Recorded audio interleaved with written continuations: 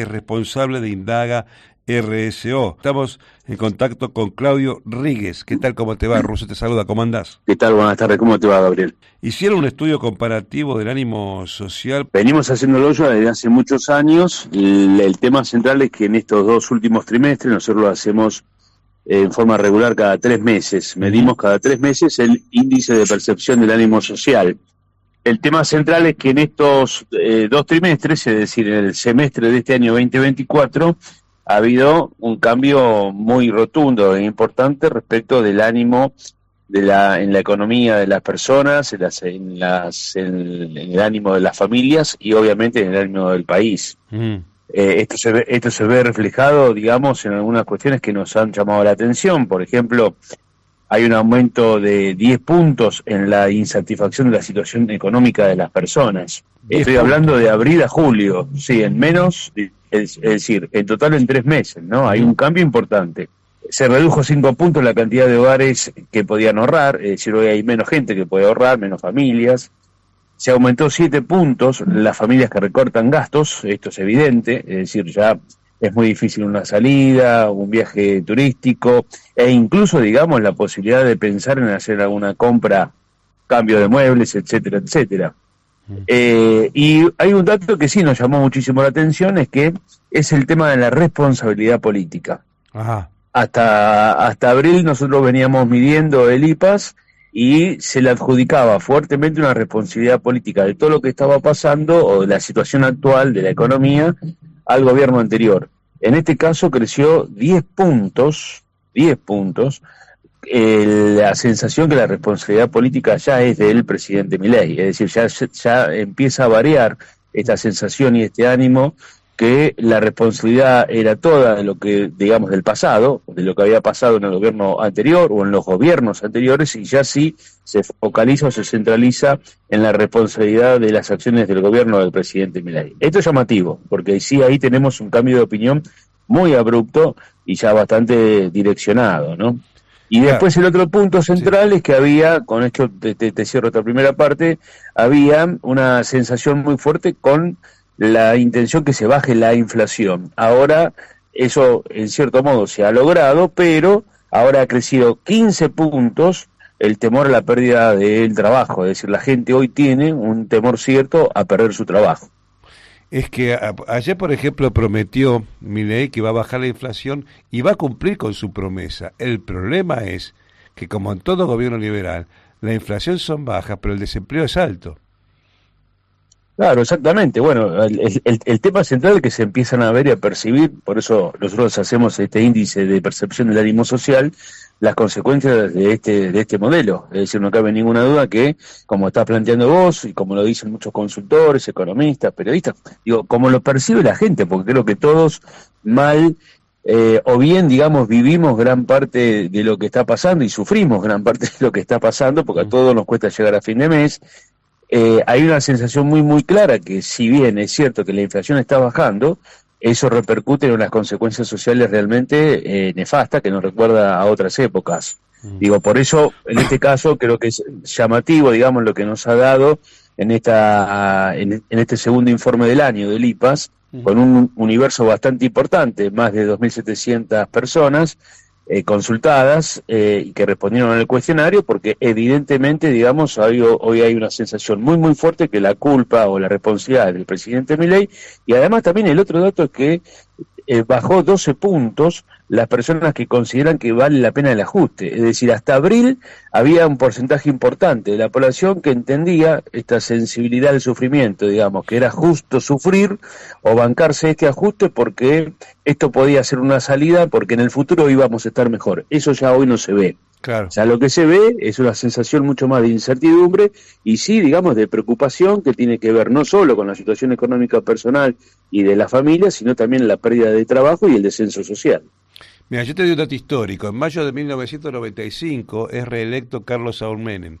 En agosto de ese mismo año, la inflación fue negativa, menos 0,4, ¿sí? Y aumentaba el desempleo, y en el año 1996 comenzó una recesión que terminó cuando se fue Menem. Bueno, exactamente, sí, si vos tomás algunos datos que tienen que ver, digamos, con otros indicadores, que son muy fuertes y muy contundentes. Vos pensás que, por ejemplo, hoy la canasta básica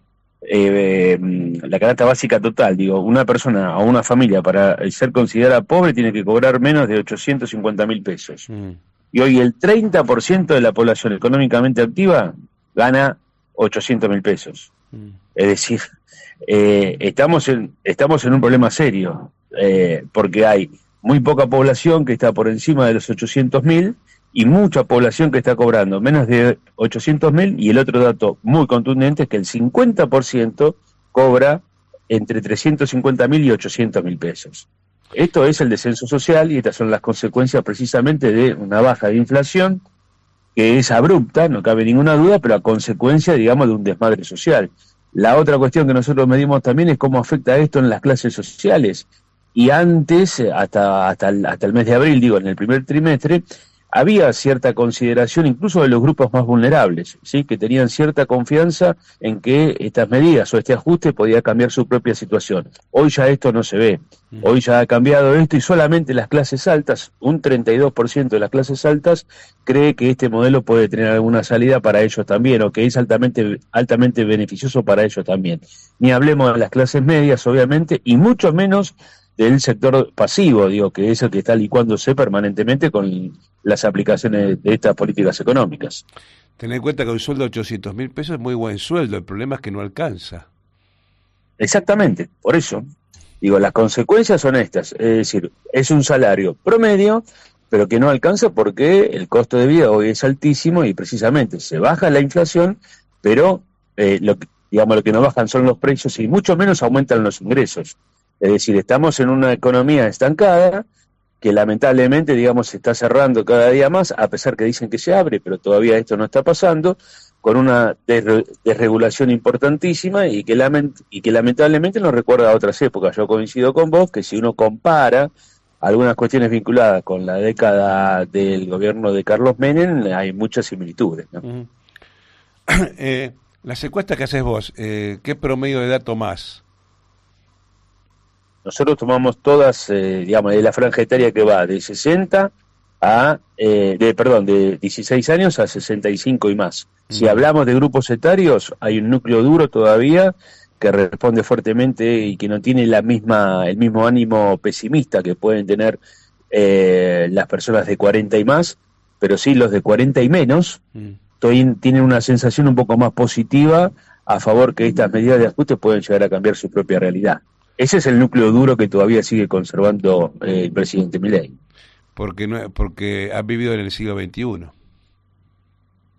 Sí, yo creo que ahí ya es un análisis un poco más sociológico, han vivido en el siglo XXI, pero también, digo, yo voy a dar mi opinión desde el punto de vista sociológico, ¿no? Yo creo que el triunfo de Milei tiene que ver fundamentalmente no tanto con lo que él dijo, que sí, que digo, seguramente habrá algo de eso, sino también con una muy fuerte crítica a la dirigencia política tradicional. Digo, hay una sensación como que el pasado no terminó de resolver un montón de problemas. Nosotros, por ejemplo, el año pasado, en pleno acto comicial, nosotros hicimos mucho focus group, y hubo un focus group que lo hicimos con los jóvenes, y siempre cuento esta anécdota porque realmente fue muy fuerte. Digo, los jóvenes era como que había un grupo de jóvenes que en uno de los focus group que estaban bien porque tenían trabajo, porque habían logrado hacer su propio emprendimiento, porque habían avanzado en su propio emprendimiento, que era una fiambrería, por ejemplo, pero la sensación que había es que a pesar de todo eso no iban a poder cambiar su auto, no iban a poder tener su casa, estaban cansados de los mismos de siempre. Es decir, en todo eso se fue afianzando, digamos, este discurso de la motosierra, el discurso de la casta, y prendió fundamentalmente, como decís vos, si se quiere, los jóvenes del siglo XXI, por llamarlo así, pero que evidentemente hoy sigue teniendo sobre eso un peso importante para sostener muchas de las acciones políticas del gobierno del presidente Milei. En otros sectores no. En otras franjas etarias ya la cosa empieza a darse vuelta, como dije, hay una variación importante, y ni hablemos de los sectores de 65 más, que son los sectores que están altamente perjudicados por las consecuencias de estas políticas. Sí, también tengamos en cuenta que cada vez hay menos educación, que cada vez hay menos lectura, que uno, si tuviera alguien yo estudio historia, sé historia, y digo, nunca un gobierno liberal fue exitoso para la gente, nunca, nunca jamás, ¿sí? Entonces, ¿por qué lo va a hacer ahora? ¿Sí? Al margen de las opiniones que pueda tener, ¿sí? Y nunca los que hicieron ajuste triunfaron, o sea, hicieron triunfar a la sociedad. Pero bueno, ese Bueno, tema, sí, el ciudadano a pie, y sobre todo el es, joven, que también hay muchos que lo trabajan, son mantenidos, no lo tienen en cuenta. bueno, ese es un tema, insisto, también para considerar, porque bueno, es cierto, digamos, que que se cruzan cuestiones culturales, cuestiones educativas, cuestiones sociales, cuestiones de atraso también, que hay muchas políticas que por ahí se pensaron bien, pero que no generaron evidentemente las mejores sociales que se pensaron. Mm. Y fundamentalmente también esta situación donde el Estado que es una gran figura, porque el Estado es el que genera políticas públicas, fue totalmente cuestionado. Vos recordás que uno de los caballitos de batalla de Milei fue: yo soy enemigo del Estado y soy un anarcocapitalista. Lo sigue sosteniendo hasta el día de hoy, ¿eh? Sí. Y yo creo que ese ha sido un problema también, por eso dije, es un llamado de atención a la dirigencia política tradicional, porque el Estado es un actor principalísimo. En cualquier país del mundo, digamos, desarrollado, el Estado funciona. El problema es que nosotros tenemos que observar también qué fue lo que pasó acá, que el Estado quizá no haya dado soluciones a muchos de los problemas sociales y económicos de nuestro país, y aparecen situaciones como esta, donde, bueno, un personaje como Javier Milei está llevando a cabo un experimento social que, bueno, como dijimos en este último informe del índice de percepción del ánimo social de nuestra consultora Indaga, hoy está empezando a revertirse respecto de la opinión digamos, positiva. Ya se empieza a ver y se le adjudica la responsabilidad de buena parte de lo que están sufriendo los argentinos a las acciones del gobierno del presidente Milei. En tu trabajo dice que creció 9 puntos el pesimismo en el ánimo social. Es decir, pregunto yo, ¿se ve una sanción moral a Milei?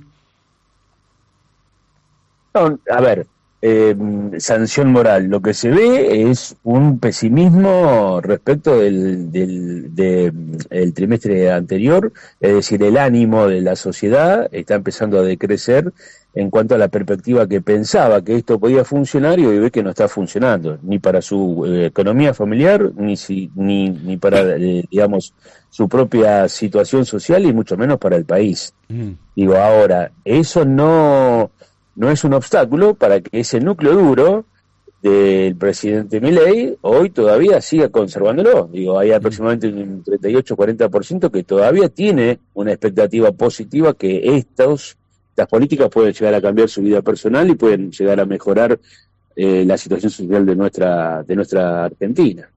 Pero bueno, insisto, el dato más elocuente, el más fuerte y el más contundente es que lo que se venía viendo hoy varió, y varió notablemente. Digo, ha aumentado mucho o ha crecido mucho el descontento. Y ese es un dato a tener en cuenta, principalmente, digamos, por el presidente Milei. ¿Vos crees que la frase "no hay plata" fue una frase afortunada? Mira, yo creo que, a ver, esa frase es una frase que él utilizó y que muchos hoy siguen utilizando para frenar muchas de las políticas públicas que el Estado debería poner en marcha. Uh-huh. Hoy el Estado Nacional está parado en un montón de políticas y de programas sociales. Uh-huh. Y yo creo que sí hay algo absolutamente cierto. Hoy no hay ingresos, hoy no hay dólares, no están entrando dólares, hoy el campo no está liquidando. Y fundamentalmente este cierre del ajuste, es decir, es un 25%, yo llego hasta un 25% y tengo que llegar al 25%, hoy lo está haciendo fundamentalmente, constriñendo el tema de los precios, aumentando el costo de los alimentos, no dando ingresos, digamos, que puedan competir y que puedan, digamos, casi igualarse, digamos, con alguna cuestión para que esos ingresos tengan poder adquisitivo o poder de compra, y licuando las jubilaciones, sobre todo. ¿Ya estás haciendo el trabajo para el próximo trimestre? El próximo trimestre nosotros lo vamos a culminar en el mes de septiembre. Uh-huh. Cada 3 meses nosotros hacemos el IPAS. ¿Por qué cada 3 meses? Porque cada 3 meses puede variar y es un tiempo en el que cambia y varían, digamos, los humores sociales. Depende mucho de las políticas que se apliquen. Bueno, en este segundo trimestre hemos visto que las políticas que se vienen aplicando han cambiado notoriamente y modificado el humor social de los argentinos y argentinas respecto del primer trimestre. Y a ojo de buen cubero, y para finalizar, ¿vos creés que este pesimismo se va a profundizar? Bueno, a ver, todo indicaría que estamos en un proceso de descenso en cuanto a suponer que este modelo puede llegar a buen puerto. Ahora, yo no sé qué es lo que puede pasar, porque cuando uno pregunta por ahí algunas cuestiones puntuales en la situación de expectativa positiva, hay gente que, por ejemplo, gente no, hay un montón de ciudadanos y ciudadanas que todavía tienen la expectativa de que, por ejemplo, que si mañana él cumple con una de las promesas, por ejemplo, el tema de la dolarización, esto podría llegar a cambiar algo. Lo que no se ve, digamos, es un crecimiento económico y sí se ve una afectación de los trabajadores. Entonces me parece que estamos en un proceso de descenso en cuanto a la percepción de lo positivo de este tipo de aplicación de políticas. Pero como dije, sigue conservando un porcentaje alto de adhesión, pensando algunos, que llegan hasta un 40% de nuestra población, o de los encuestados, mejor dicho, que suponen que esto puede llegar a cambiar y hacer alguna modificación en positivo. Todo acá está abierto, digo, lo que sí se palpa y lo que pasa en la realidad. El indicador que nosotros construimos se construye en base a la opinión de los sujetos que están viviendo su propia realidad.